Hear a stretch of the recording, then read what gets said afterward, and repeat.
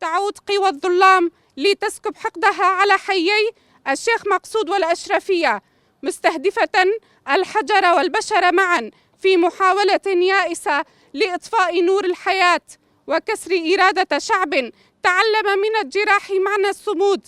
إن هذا العدوان الغاشم ليس سوى حلقة جديدة في مشروع دموي يستهدف الوجود الكردي ويسعى عبثاً إلى محوه من ذاكرة الأرض والتاريخ. ونحن نساء روج آفا من قلب الإدارة الذاتية الديمقراطية في إقليم شمال وشرق سوريا نعلن النفير العام ونكتب بوعينا ومقاومتنا عهداً لا رجعة فيه بأن الحرية لا تساوم وأن الكرامة تصان بالثبات والتضحية.